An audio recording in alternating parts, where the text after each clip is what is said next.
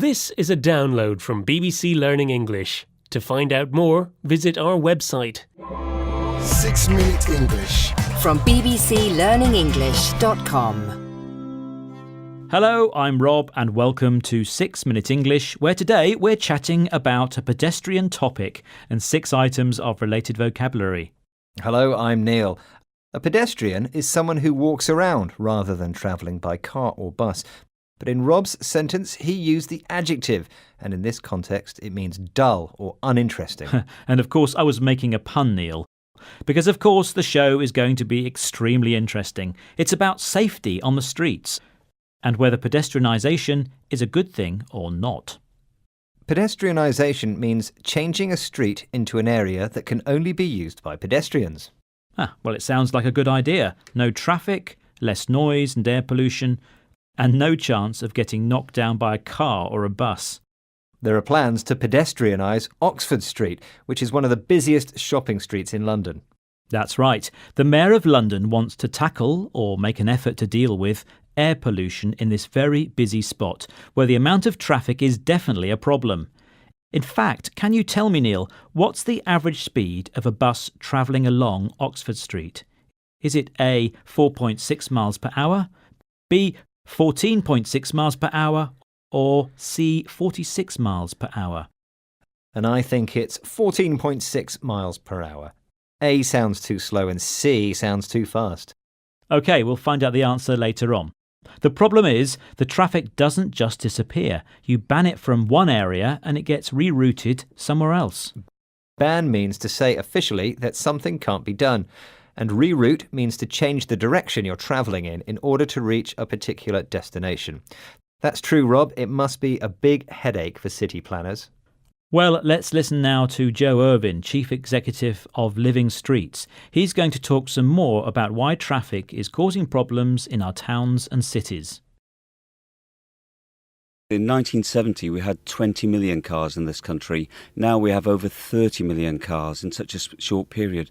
So that creates 3 big problems. One is space, because we've still got the same street structures in our towns and cities, causing congestion. It causes pollution, which people are concerned about more and more. And actually, it's kind of engineering walking and out of our lives, so we're actually not getting enough exercise, which is a cause of a health crisis. Smart cities are looking at pedestrianisation in Glasgow, in Birmingham, in London, for example, Manchester, as a way of not only making their cities better and more attractive, actually building their local economy. So Neil Irvin identifies 3 problems. The first is that our city streets have stayed the same while the number of cars on the roads has increased dramatically. That's right. And this has led to congestion on our roads. Congestion means too much traffic, making it hard to move. The second problem is pollution, which we mentioned earlier. Pollution is damage to the environment caused by releasing waste substances such as carbon dioxide into the air. And the third problem is that by travelling around on buses or in our cars, we aren't getting enough exercise. And we all know that's a bad thing.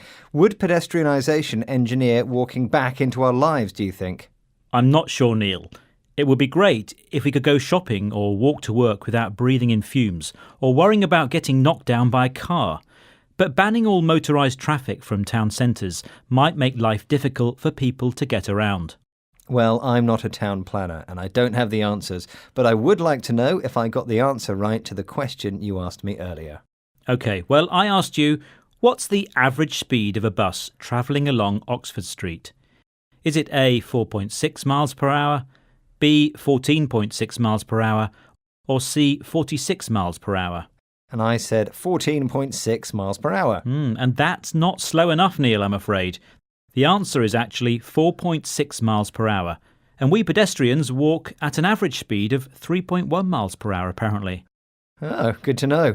OK, shall we go over the words we learned today, Rob? Sure.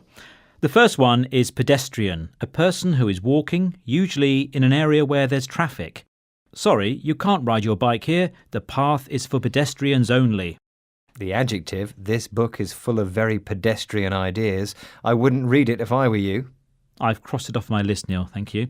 OK, number 2 is to tackle something, which means to make an effort to deal with a difficult problem. For example, the the government isn't really tackling the problem of air pollution, it needs to do much more. Very true. OK, ban means to say officially that something can't be done. The UK government will ban the sale of diesel and petrol cars from 2040. And number 4 is reroute, which means to change the direction you're travelling in. The council has rerouted all buses to avoid the town centre. Congestion is number 5, too much traffic, making it difficult to move. Road congestion always gets better in the summer when a lot of car drivers are on holiday. That's true, isn't it? London always seems emptier in July and August. Except for all the tourists walking around congesting the streets. Very funny. And finally, number 6 is pollution, which is damage to the environment caused by releasing waste substances such as carbon dioxide into the air or plastic into the sea. You can help reduce air pollution by walking to work every day instead of driving. You talking to me, Neil? I always walk to work. I know you do, Rob. You're an example to us all. OK, that's all we have time for today. But please don't forget to visit us via our Twitter, Facebook and YouTube pages. Goodbye. Bye-bye. 6 Minute English. From the BBC.